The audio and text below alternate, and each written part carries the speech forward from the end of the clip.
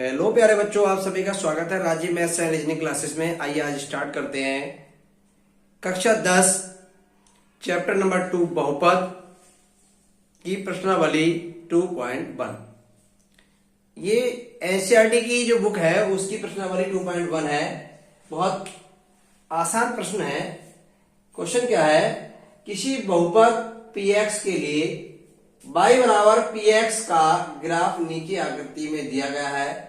प्रत्येक स्थिति में आपको ये बताना है कि px के शून्यकों की संख्या कितनी होगी। प्यारे बच्चों, मैं आपको एक बात बता दूं, अगर इस तरीके से कुछ ग्राफ दिए गए हो और हमसे शून्यकों की संख्या पूछी जाए तो शून्यकों की संख्या ज्ञात करना बहुत आसान है। इस वीडियो के अंत तक आप बने रहिए ताकि आपको ये सभी प्रश्न बहुत अच्छे से समझ में आ जाएं। शून्यकों की संख्या ज्ञात करने के लिए हमें क्या करना होता है, ये जो ग्राफ बना होता है इसको देखना होता है कि ये एक्स अक्ष जो है, ये वाला एक्स और एक्स डैश अक्ष और वाई और वाई डैश अक्ष जो है, इनमें हमें देखना पड़ता है ग्राफ की जो लाइनें हैं वो एक्स अक्ष को कहां कहां कितने बिंदुओं पर काट रहा है।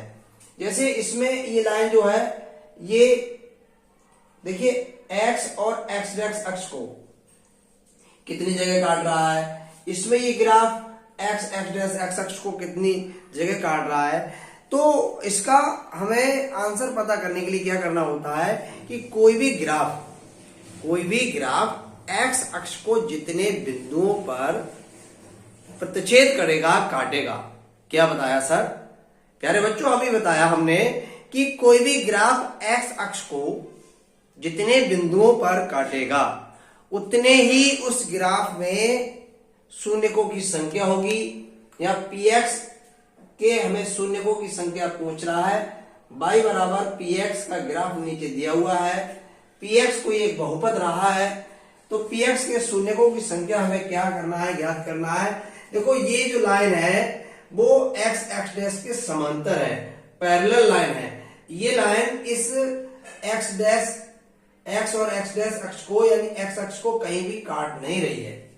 ये ग्राफ जो है इस लाइन को कहीं भी काट नहीं रहा है, तो इसमें शून्यकों की जो संख्या हो जाएगी वो शून्य हो जाएगी। शून्यकों की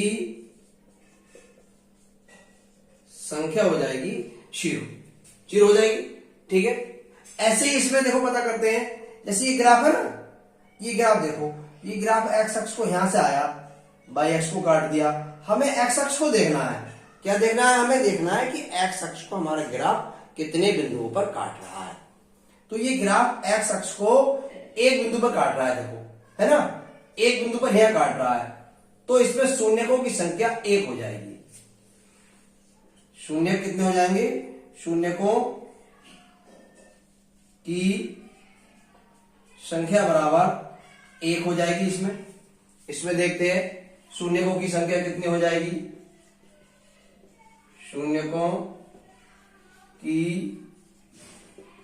संख्या बराबर, देखो ये ग्राफ यहां से चला, एक जगह पे एक्स अक्ष को काट दिया, हमें वाई अक्ष से मतलब नहीं है, यहां काट दिया एक्स अक्ष को, वैसे यहां काट दिया, तो शून्यकों की संख्या कितनी हो गई? 3। फिर से समझ लीजिए, एक जगह पर ये काटा एक्स अक्ष को, एक ये काटा एक्स अक्ष को, इसे नहीं देखेंगे, एक्स और एक्स डैश अक्ष देखेंगे कितनी जगह पर ग्राफ एक्स और एक्स डैश अक्ष को काट रहा है उतनी शून्यकों की संख्या हो जाएगी।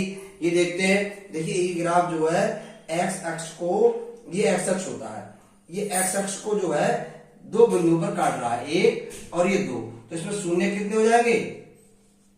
शून्यकों की संख्या हो जाएगी 2। और इसमें देखिए शून्यकों की संख्या कितनी हो जाएगी?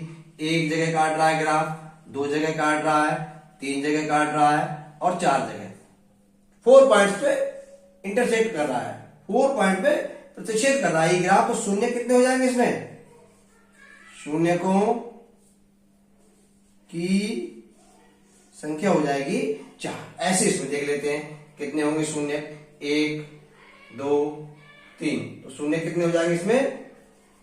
शून्य हो जाएंगे शून्यकों की संख्या शून्यकों की संख्या हो जाएगी 3।